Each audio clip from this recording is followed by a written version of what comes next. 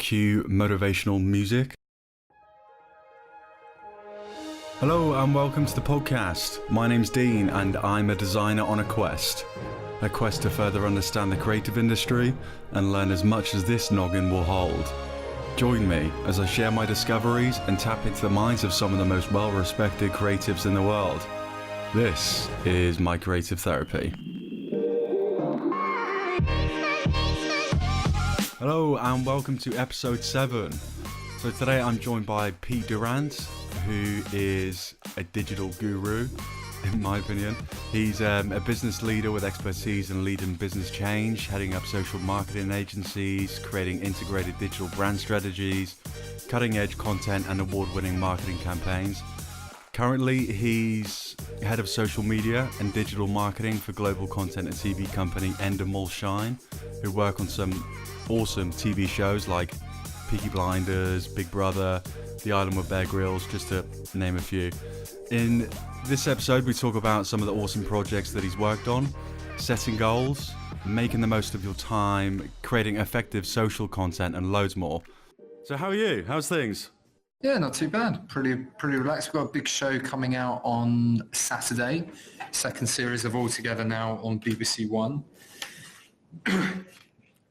So we've been working quite hard on that with the BBC and kind of production and stuff like that. So Okay, cool. so yeah, so it's kind of just building up to that now. Last couple of days and see how it goes. You go for it. Yeah. What's exactly. what's the sort of the turnaround time like there? Is it sort of you get a job in and it's got to be out the door the next week, or do you get sort of 6 weeks on the project? I mean, we know about the project as soon as it goes into production, so we have a really long lead time. We know when the projects are. The only time where we might have a slight quicker deadline is if they have to deliver the show later or quite close to broadcast, when we don't really get the footage until a lot later. But generally, yeah, we have good lead times here. It's not like someone just calls up and goes, "I've got a show going out in a day's time," because we see everything as it kind of progresses through its development stage. So it's not too bad in that respect. So is all the work done in-house then? Yeah, I'd say from my side point of view, yeah, absolutely. So that's awesome. Yeah. So yeah, I was just wondering if you could just tell us a bit about your backstory, how you got into the industry, take us way back, if you can. Sure. I hadn't actually known we started, but there you go. Yeah, we're recording. So how did I get in the industry? By complete accident. I would say, at least in social and digital, maybe erring on the side of being one of the younger, older statesmen, maybe is the best way to put it. When I went to uni, I did film, and there was no social media. Content was text, SEO based, and I came out, started in TV as a runner and wanted to work in the TV business, and just really my career, without a job in mind, meandered and took different routes. So started in TV, then after a few running gigs over a quite long period of time, I was just in the building when someone had a digital job going. Nice. And I said, yes, please. It was more money. It was less hours. I thought, yes, I'll have that. And started doing digital content jobs. And actually found it much more interesting and fun. So I was working on Big Brother, I was working on the games, and what we were doing was actually really quite cutting edge. So we were doing live streaming through a web, we were doing news stories, we were doing edits of video. I was mainly looking at CMSs and making sure that what we were publishing and was getting out there with the right metadata and search strings and things like that. So I kind of I went from running into that, and then did that for quite a bit. I did a bit of TV development, like a couple of weeks here and there, and then saved up enough money and sod off to Australia for a year.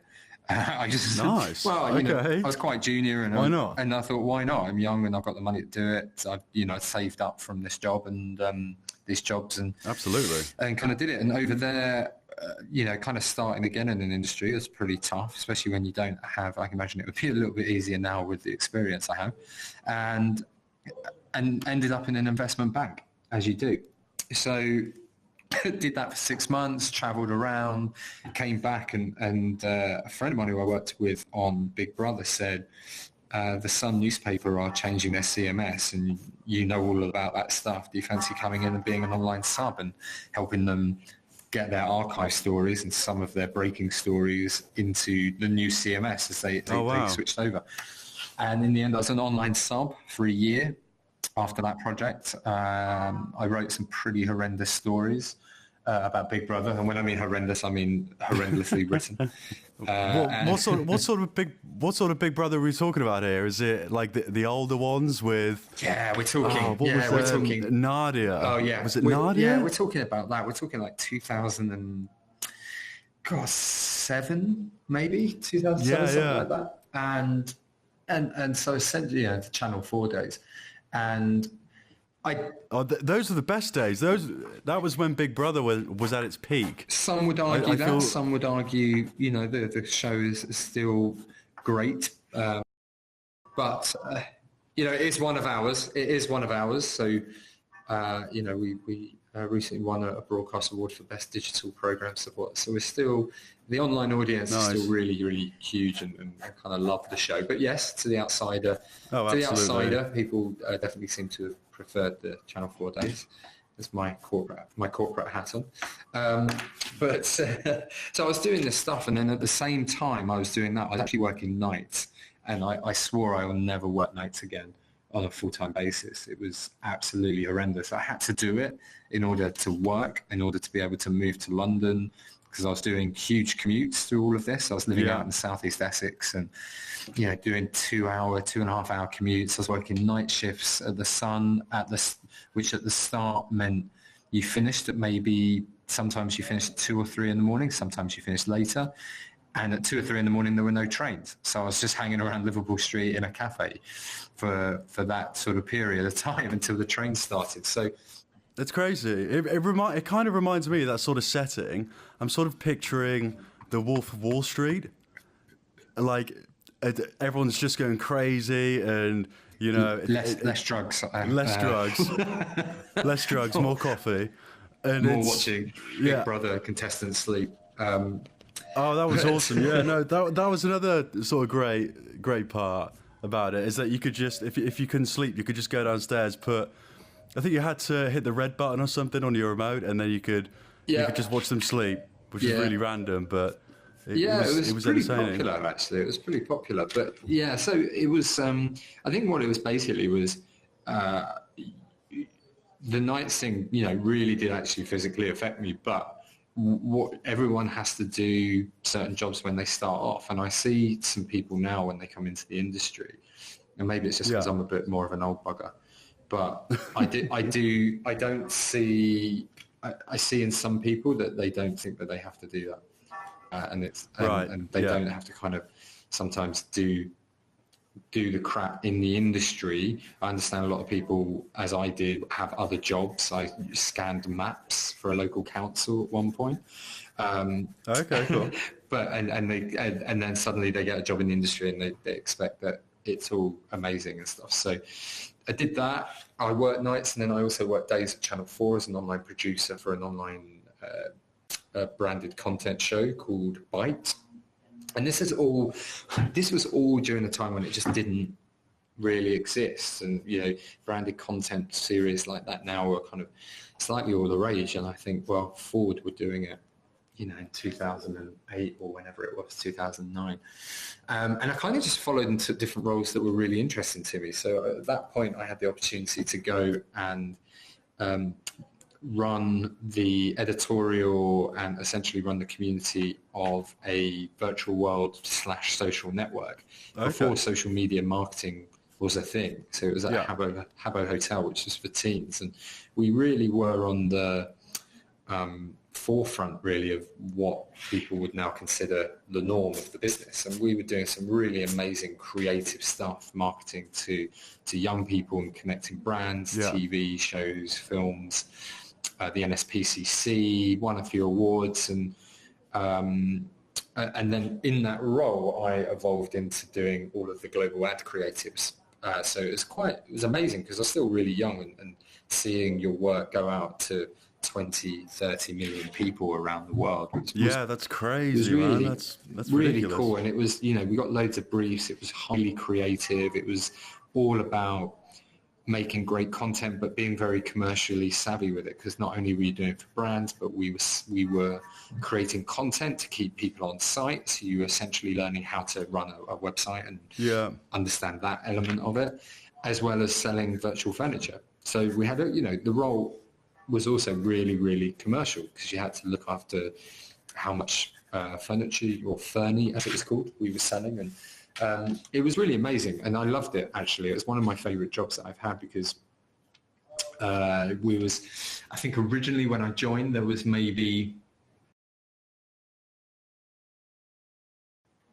hang on, I'm just counting them up. 1, 2, 3, 4, 5, 6, 7, maybe like 7 of us in an office in London, in the Business Design Centre in Angel, and we had one window out to the outside world, and it went straight onto a brick wall, which was really close up, and we faced into the Business Design Centre. Next door was a really loud gym, which we nicknamed the Meatheads. Nice. And we were doing stuff that we were doing stuff that no one was doing. People were still buying TV, they were still buying print, radio, all these traditional methods that we now see as have rescinded in the face of digital. I'm with you.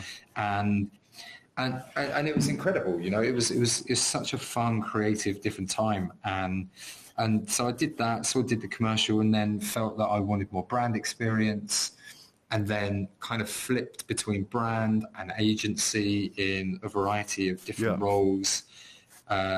Eventually, getting more senior, doing partnership roles, and kind of getting to where I am today, really. So there's never really been a plan.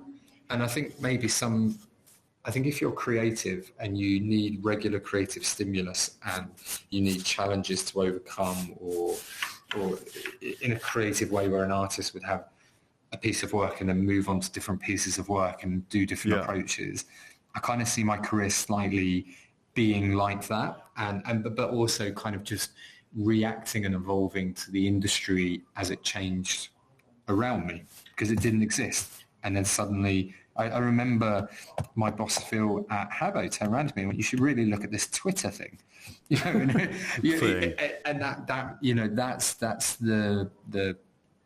that's kind of how I evolved, and my skill sets have been always broader skill sets, because it's just evolved that way. And you learn things at different speeds and in different instances. So it's been a bit crazy. It's been great. It's been a bit crazy. Sometimes I did well, sometimes I didn't do well. Yeah. But I think that's also just growing up, right? Oh, absolutely. You make mistakes and you learn from them, and you roll with it. You hopefully never do them again. I tell you what, Pete, it sounds like you've been on an absolute journey. As you're talking, I'm thinking about what have I done, and I'm thinking, well, I went there, then I went there, and now I'm here. Now I'm just trying to think, hang on a minute, maybe I need to revisit my my sort of strategy. No, I think it just works for different people, right? I think if you are in somewhere that you really enjoy, absolutely, and you're creatively fulfilled, then awesome. Then you don't need to move. Absolutely. And if you feel that you're developing and always learning new things, I think I'm the type of person who always likes to feel like I'm learning something and I'm able to push myself to places and areas that I'd never done before, so I can look back on a year or something like that and go, yeah, absolutely, these are the things I didn't know, or these are the things I overcame, or this is what I built or did. Do you ever give yourself sort of like at the beginning of every year, give yourself like 5 things you want to achieve towards the end, and sort of maybe look at things that way, and then reevaluate what you've done at the end of the year, then maybe aim for bigger goals next year, and so on? You know what? I do it in my personal life, actually. Okay, cool. Weirdly, like I remember years ago, you try resolutions and all of that, and I think it's just bollocks. Yeah. But what I do Yeah. is I try and set myself something new to learn that year or something to achieve. So one of it was, research my family tree and my family history. Another was learn how to draw because I was rubbish at it as a kid and I was Yeah. disruptive in art classes, and they kicked me out of art class and said, go and do your homework because you clearly are not going to be taking it at GCSE and you're disrupting Savage. the class. So I sat and did my science homework for an hour in the library. Nice. Yeah, exactly right. So I always looked at it and went, I really would like to have the confidence to be able to pick up a pencil and try and draw something. So I did an art course and did exactly that. This year Awesome. I want to write another book, and actually Yeah. I'm actually really close to probably about 2 weeks away already of finishing that. So I might make it. I want to write 2 books.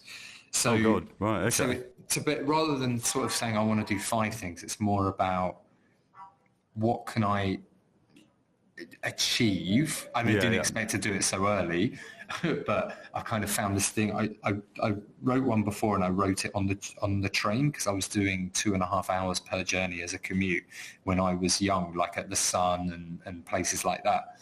And then my job at the moment, I tend to be on the tube for around 45 minutes to an hour, depending on doors not closing and passenger alarms and fun stuff like that.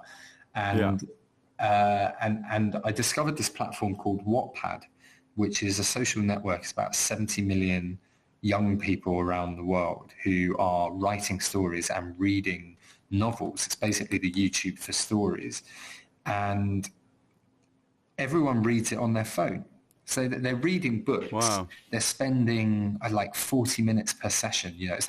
It's really high attention rate, and they're engaging with it in a different way. And a lot of them are also writing on their phones. So when they're on the tube or on the bus or stuff, they're writing. They're writing through. They would do sending a text. So I thought, Yeah. well, Absolutely. and I thought, well, I was mulling over getting a pen that can upload your words digitally, Right. Okay. and things like that. That I think there's different providers of that. And then I just started typing. And I thought, oh God, this is just so much easier because I've always got my phone on me. I don't need to get a pad out. I don't need to carry an extra bag. And It just makes things so much easier, doesn't it? Especially if you're using something like Google Drive, where you're just saving that document from your phone, and then you're whipping your laptop out, and then you're carrying on from it on your laptop. And there's just so many different ways and means of making things easier. it's massively, massively game changing for me. And I remember like my first thing when I was doing the commute when I was younger and just really angry and didn't really know how to write. And it's quite awful. I was probably just writing about people I hated at work or something like that. Or women who Why had not? spawned me, it's not spawned me, spurned me, I should say. Spawn me would be a book about my mother, wouldn't it? That's a separate book. Yeah, I wrote it all longhand. I literally wrote an entire book with just pen and paper, and now Wow. I'm doing it on my commute. And the worst thing is that today I noticed my fingers ache so badly because Like I'm that. bloody typing all the time, and I'm WhatsApping, and I'm sending emails through my phone, but I've cranked through. That's why it's been so quick because sort of Monday to Wednesday, I'm spending 3 to 5 hours writing, and I'm cranking through 1,000, 1,500 words a day, and sometimes I do that, and sometimes I read a book. So like creatively, technology has really helped and fulfilled that and actually made it a lot easier. So this platform Wattpad, I kind of uploaded one of my old novels on it, and it got shortlisted for their kind of end of year global awards. So it kind of just gave me, because Nice. I kind of gave me the boot up the bum to say, all right, you you're not as bad as you think, but you need to work on it. And maybe if you're now older with less of an axe to grind,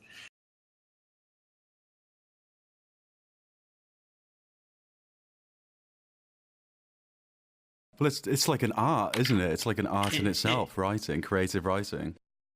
it is, but it's kind of, I guess it's someone got this from a podcast, and it kills me because I can't remember who he said he got it. The podcast was on and who said it. So it's like my gardener's uncle's brother's dog. Um, they said when you write, you can have the story and you can choose to either put a stained glass window in front of it, which can obscure it and, purposely do that, or you can just put a really just clear pane of glass. And I think that's a really lovely way of summarizing me taking 400 words to say what I could probably have done in 2 lines, because I was not trying to be a wordsmith, and but I'm now trying to tell a story. And so, yeah, so I think, in terms of, so I think in personally, rather than resolutions, I think it's nice to say, if I do this one thing this year, then I think that I've done really well, because reality is that life gets in the way and stuff like that. Professionally though, it's the difficult thing, because I think I'm a lot more malleable to my business, and it's more, I guess my goals are often, what do I need to achieve in my job and for the business, because that's the relationship. So maybe I don't do it as much as I should do professionally. I should maybe do what I do personally professionally, but yeah, That'd be nice. but then sometimes maybe not having a goal professionally for a year allows you to achieve something personally. I don't know. Absolutely, man. I around about every year, around about December, and I'm sure I'm not the only one. You have this mindset of, as soon as February comes, you're going to get back in the gym and you're going to smash all these goals and do everything that you want to do. And then January rolls around and you're like, do I really want to be that guy who walks into the gym and everyone turns around and thinks, oh, here we go. Here's another New Year's resolutioner. And I'm sure Virgin Active would love you to do that. No, they would, absolutely. But I know what you mean though, about this whole being able to, well, you have technology at your fingertips and you can do whatever you want with it, and you can essentially turn it into your career. That 45-minute commute that you're taking, if you're utilizing as much of that time as possible throughout the year, that could be 6 weeks worth of work. Yeah. I'm not sure, I'm not good at maths, but if you're utilizing the time that you have correctly, then you could be creating some awesome content or really doing the things that you want to do. Last year, I played a hell of a lot of Football Manager on my commute. Now, I'm not knocking that. I very much enjoyed it, and I'm currently unbeaten in 8 seasons, I think. Wow, impressive. But it's more. I was also playing a console game because I was a bit stressed and sort of some other stuff was going on, and I played I love the Assassin's Creed series on the Xbox. Oh yeah, and I haven't played any of the Assassin's Creed. I've played the Far Cry's. I played Far Cry 5.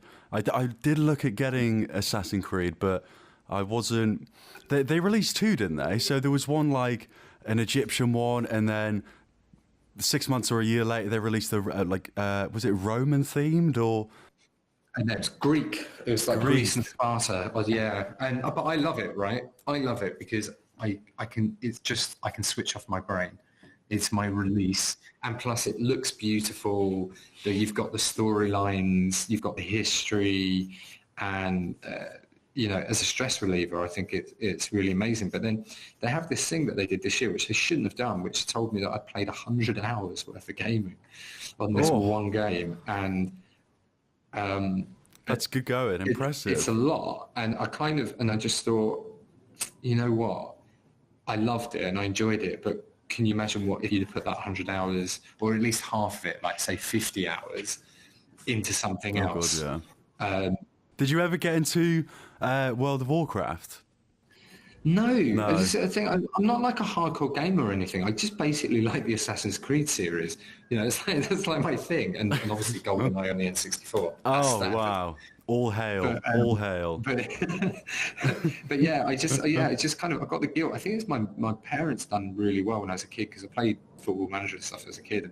And we never really had a really top end console or anything like that. But she just drilled it into me that I had to be doing my homework. And I remember I'd Well, I think it was a summer at uni, and it was an evening, and I was working some crappy summer job, putting, I think data entry for a credit card firm or some sort of generic student job, and I came home and I was playing it in the evening, and I had nothing to do. Right, there was, I didn't have to do homework, or, it was my summer and it was my time, and I felt guilty.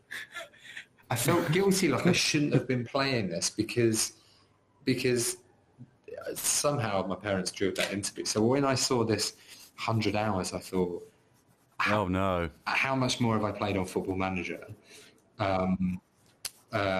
Which actually is very good for long haul flights.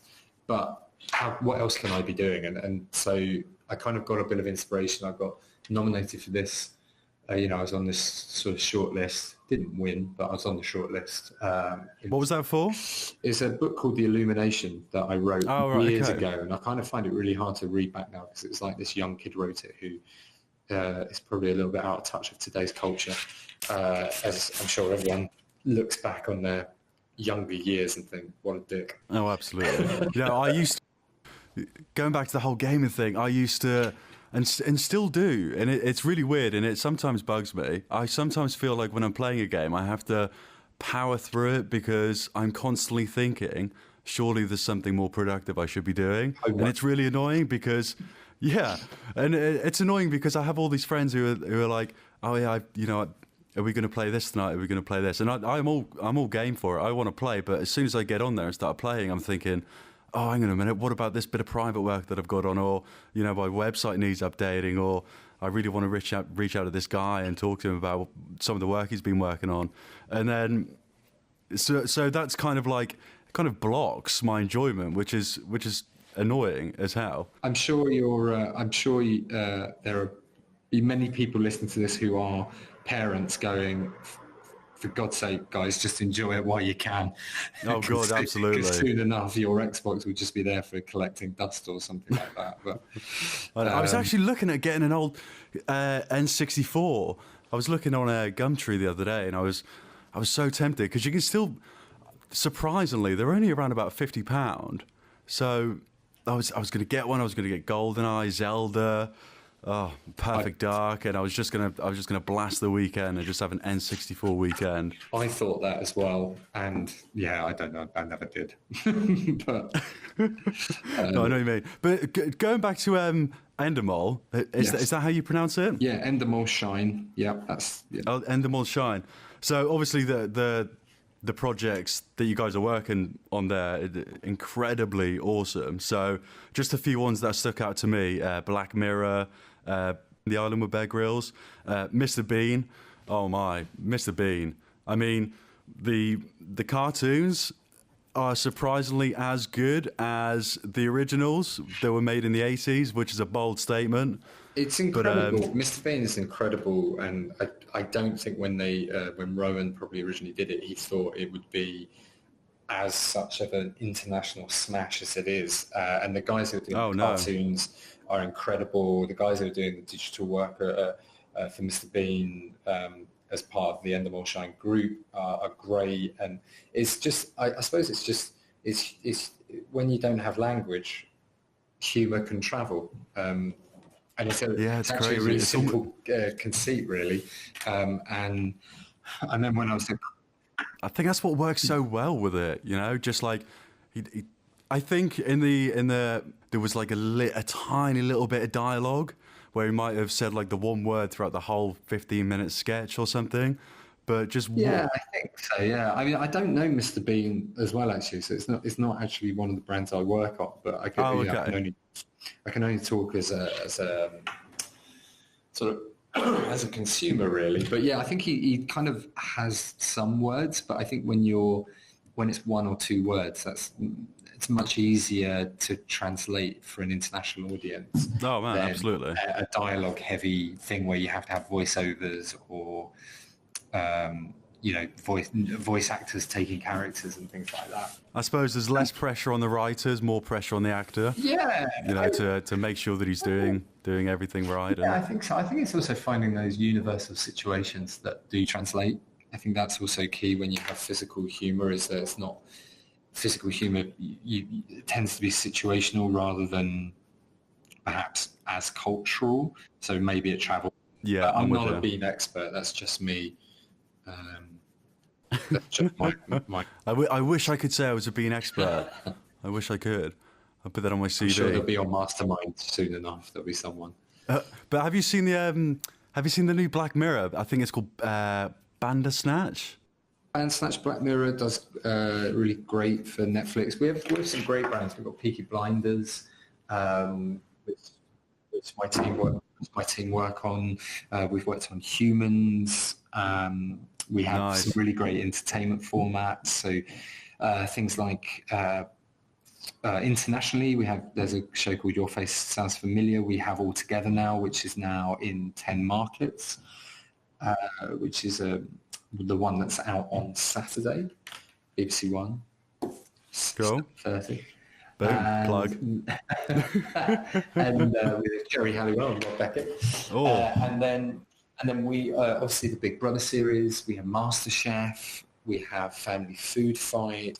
We originally years ago had Changing Rooms, which is obviously trading places or spaces. I think it's trading spaces, isn't it? In the US. I think so. Yeah. So we have these, and that's just a few. We have loads more. Broadchurch is another one. So we have these huge IPs, huge stories that go out internationally. Yeah. It's weird from my point of view because I'm not really familiar with your industry as such. I would have assumed that, say, ITV or BBC or Netflix, they would have created the content themselves.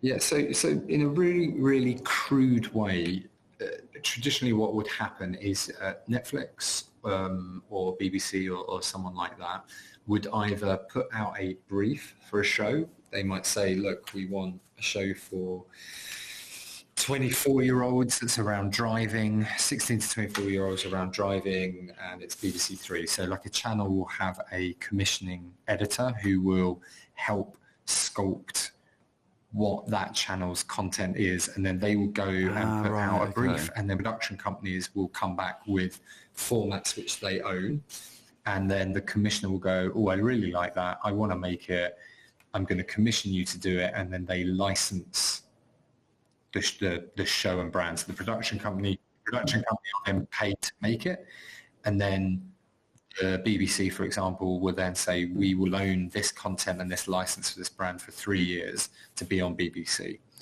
And then we will say, great, this car show is on the BBC, but you only have it in the UK. Absolutely. We will then take it and sell it into other markets as well. So you either sell the actual show itself, so it might be shown on an Australian channel or something like that, or the format will be sold to Australia and they'll make their own version.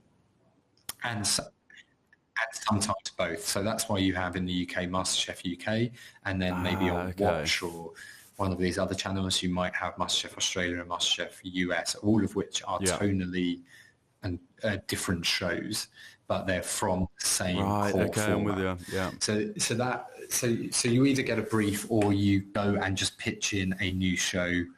But generally, production labels will get to know commissioners and know what they like and what they don't like, or what the channel wants and doesn't want. So Channel 4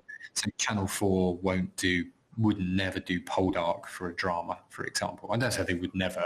I'm making a huge assumption here because I don't work in the commissioning or the show development bit. But if you look at what they make, it feels a lot different to a Poldark. You know, if you compare a Humans to a Poldark, for example. So that's kind of that's generally how things work. And then sometimes, so sort of like that's kind of like in a nutshell a sort of a summary of how the industry works, I guess. The traditional TV industry, I mean, it is a lot more complex than that because absolutely, you get co-productions. So you might get an American company like an AMC or a Netflix or someone who will co-fund a project with the BBC, or you might get YouTube now commissioning stuff, or you might get Facebook commissioning stuff, or or you might get BBC Three commissioning and then it ends up on BBC One. There's lots of Right. Okay. There's lots of different avenues. there's lots of different avenues and lots of different ways in that show to then live and then be licensed onto different platforms. So you might sell the rights internationally to TV shows. You might want to put it on YouTube and monetize on YouTube. You might go to the different on-demand services. It's getting actually more and more complex. But what is key is that as a production company or as an IP generator, you are coming up with TV formats or stories, scripts, within scripted and that sort of thing. And someone has to pay for them and license them. And so the platforms, the BBC, they have the platform and they need the content, which is why with people like Facebook, everyone's going Facebook Watch. When will Facebook commission? And they are starting, and YouTube, which have started to sort of getting to the pool of commissioning of that, which is the slight, not disruptor, but change slightly to the industry. But that's kind of it. You have a platform and you have an IP holder, and they come together.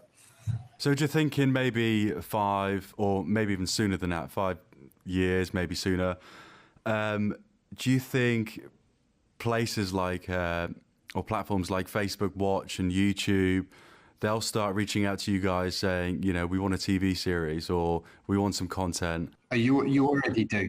You already do. That's happening now, but on a much smaller scale than a BBC or something like that. But I think in 5 years it will be a fully established process and relationship. That's crazy. Just to think how quick the whole thing's come along.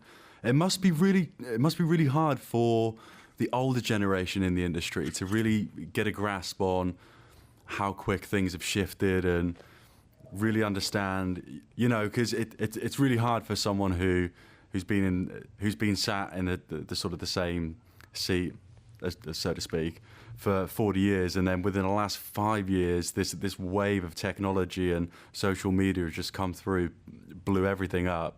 Actually, not really. I think it's a little bit the opposite. Actually, I found that a lot of those the people who've worked in TV a long time are actually they still know what makes a good show. They know what a good story is. They know what a good script is. They've been making incredible things that people have loved or hated. Absolutely, depending on the ratings for many years. So that ability to craft a story in that way, they absolutely can do. And I think actually most people that I've worked with are incredibly open. I think where they not struggle, but why we exist is that when you try and translate a TV show then into a trail in a really simplest form into sort of digital marketing, a TV trail doesn't necessarily work very well if you're doing a paid campaign through Facebook and Instagram. Okay. It needs a bespoke treatment. I mean, first of all, we have to square or vertical it anyway, which is different. But the relationship and the context of that person and their content is highly different to what the TV relationship is. Whereas on big, so for instance, we've seen recently that if you cut to a wide shot in the TV show and you use that clip and maybe you put it up, people drop off on the wide. So because actually in your mobile phone, when you're used to seeing pictures of people's faces quite up close and you have that relationship, you cut to a wide, in your head that says this is over. Or if you do like a white flash in between two clips, that means it's over and I'm done. So to get longer viewing and things like that, you actually have these new amazing narrative techniques that we're playing with that you need to bear in mind. And the other thing is, I guess the challenge and why we really exist in a business like this is that storytelling is not just your immersive, I'm going to watch a whole show. especially on Big Brother, people are, and reality formats, they're actually watching, engaging with the show and getting what they need at different stages of their attention spans. So I call it the 3 I's. That's one of my content planning frameworks. Okay, cool. The first one is immediate. So we scroll for something like 90 meters a day. There's some sort of ridiculous stat where we're all going to get arthritis in our hands. So you have that, and then you have the 45 minutes of typing on the tube. You know what? I'm an industry professional. I barely use social media now. It's just no, I'm joking. But so you have that immediate bit where someone just wants a 5-second hit. Maybe they want a GIF. It's about short, small amounts of pieces of content or storytelling that you can ladder up time and time and time again to give yourself that impression. Then you have interactive, which is maybe 90 seconds worth of content. Maybe it's you're in Instagram stories and you're asking people to ask a question. It's polls, which we actually have run as advertising for 100K Drop recently, and they were fantastic. And so you're asking a little bit more. It's a bit like saying, well, we're going to have an MPU that we're going to show everyone loads and loads of different times, and we only expect them to look at it for 2 to 3 seconds.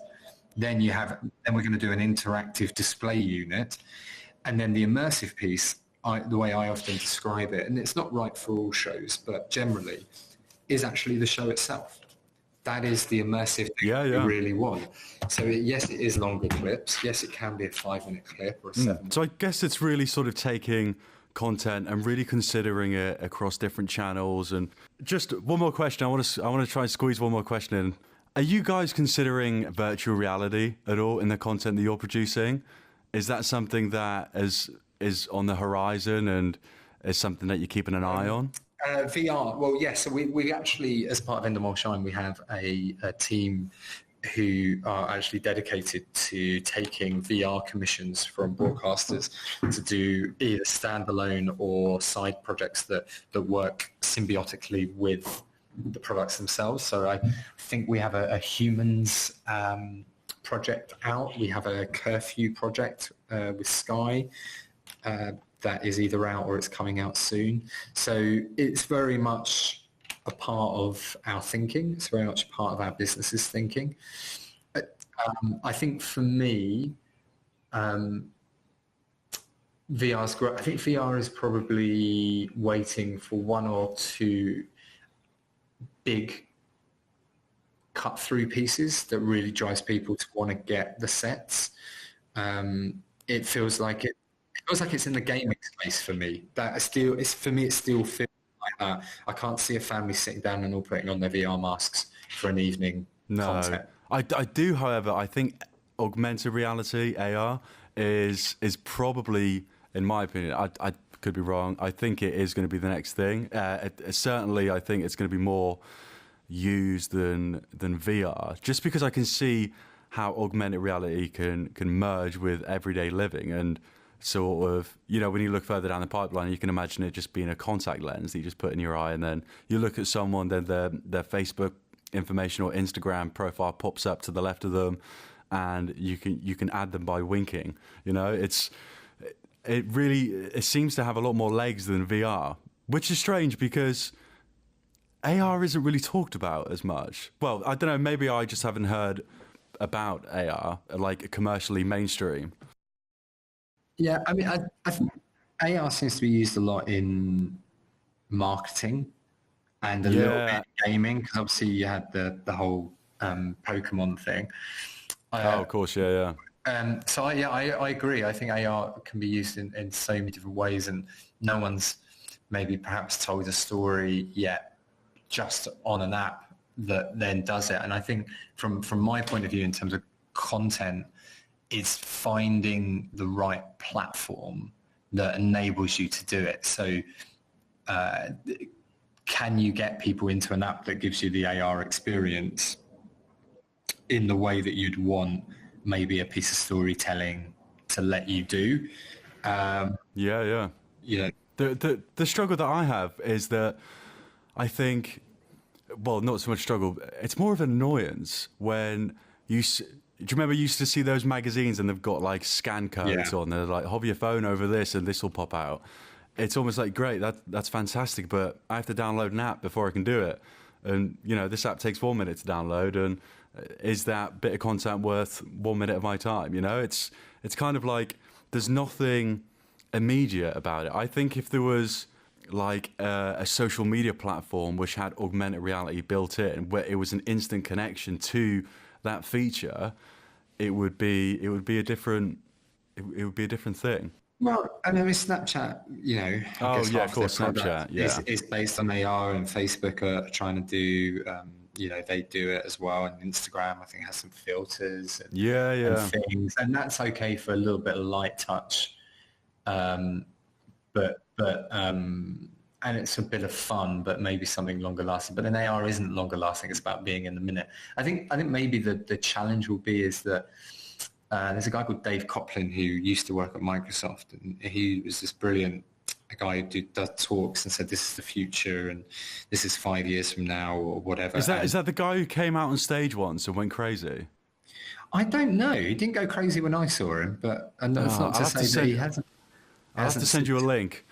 There's a guy from Microsoft who he's announcing the new, I don't know, the new piece of software or something or whatever, and he runs out on stage and he's throwing his arms around, and that doesn't sound like him. This guy's more of a futurist, so he wouldn't have announced software. He was just saying, this potentially could be the home of the future, and this is what we're doing R&D and things like that. But the idea of screens. So at the moment we're all obsessed with screens. And I'm saying screen through the mobile phone and then TV screen in that context, and how whether in 5 years and the way that we're progressing, whether screens are actually still a thing. So as much as we talk about VR and AR and things like that, it's, there is lots of things at the moment where, your wall becomes your screen and things like that. So I think all of these things really pend the development of technology and how that's really going to progress. I think a lot of people spend a lot of time and get really worried about even just in social, with the amount of platforms and the amount of content that you might have to produce and all these new innovations, these new formats, and it causes people to chase their tails a bit and just get caught in the spin that they never feel like they're going to catch up. What I feel that a lot of people have forgotten is just the old-fashioned strategy of what the hell are we doing? Why are we doing it? Who are we trying to speak to? And you know what? We're not on Musical.ly. We're not on TikTok. That's okay, because actually we don't need to be there, or we don't need to be there yet. And I think that's why it's always great to get a balance of practitioners who are not all desperate to become strategists, who are actually genuinely enjoying their craft. So I wouldn't say I'm a craftsman. I've got people in my team who are video editing craftsmen who are pushing themselves forward and who are learning and testing, and you create this environment where you never feel like you have a fixed format and you're learning and playing, but you're absolutely underpinned by what you're doing and why you're doing it. Because I can see, like with the Met Office, you could say, you know what, we're going to have a Snapchat on Met Office. Well, actually, what we're going to do is we're going to pay a group of ambassadors to do the news reports in a weird, crazy 10-second way. Rain, snow, oh my God, it's snowing outside, put your coat on, and that's your news report, right? Your weather report. And it could be, right? There's nothing to say that that is not a genuine, bona fide new way of doing a weather report which is really quick and easy to do with just a couple of graphics over the top with the temperature, and you're done, right? Probably not. But if you go down that route and you can start having about 400 million different formats and different platforms, and you lose control of that emotional tie, whatever that might be. I think that's what's happening, though. It is. Yeah. It's massively, because I was just talking to a colleague today about TikTok, and we were like, oh yeah, the TikTok's it's not brand new, but there's not a lot of big brands using it, I guess, not just as of yet. But we were thinking, how could we use TikTok? Maybe if we had one of the presenters singing "Blame It on the Weatherman," and it's like, but yeah, like you say, do we need to enter that space? Is that space for us? we don't have to jump on every opportunity that comes up because we feel as though, this is new. That means we have to jump on it because it's going to take off. And if we don't jump on it now, then we're going to get left behind. I think that's what a lot of brands are doing as well. That, yeah, like you say, chasing their tail. And it's hard, right? It's hard because you get so much stimulus at you, so much technology, so much progression from people, and in terms of the what you can do. And I think it's tough, right? It's tough for people because sometimes people go to a point where they're under pressure to hit figures, but then they're under pressure to do something new. Then they want to do something new, and then they see someone else doing something there, and then you got Facebook might tell you one thing and say, "Oh, it's all about this year." Everyone, you've got to be doing a Facebook Live. Well, no, you don't need to be doing a Facebook Live if it's not right for you and right for what you're doing. Or and so it's there's a lot of my big bugbear with what Facebook did a few years ago was saying everyone's now got the attention span of a goldfish. And that was pure old-fashioned marketing and advertising. But it put shockwaves through people in the industry, and people were really worried. It was like, no, it's not that they have the attention span of a goldfish. In 1966, people were watching football inside the ground, and they weren't fixed to just that. That doesn't happen, right? They talk to their friends. They go and get a drink or some food, or they're chanting a song and they're watching the game. If you do that, then they've probably got 3 seconds because they're doing a different stimulus every time. People have just got really brilliant at getting rid of crap. And those demands are going on it. And unless you have that really strong strategy of what you're doing and why you're doing it, and who you are and how you should come across, then that's really I think key and vital, just to help people anchor having to pick up a new balloon in the wind. Like it's just so crazy, and like everyone does it. I look at TikTok, right, and I think, gosh, crap, we should really probably do something with that. And then I think, do we need to? Like Snapchat, actually, what I really liked about Snapchat about maybe a year and a half ago, I said, well, what about the organic play? What about brands being on there? And they said, why? Don't bother. They said reporting's not great. You get much better if you invested the money you'd put into content into more of an advertising approach, and it'll probably be more successful. And I think they were right. We had some amazing results with them doing that. So it's making sure that you're doing what you should be doing. Yeah, absolutely. I think it's a mix of FOMO, fear of missing out, and because social media is still fairly new in terms of how long brands have been using it for, there's kind of like an uncertainty of where it'll go and what the next thing is, and brands are willing to test the waters and take risks, I think, because if things don't work out, they can just remove themselves from that space.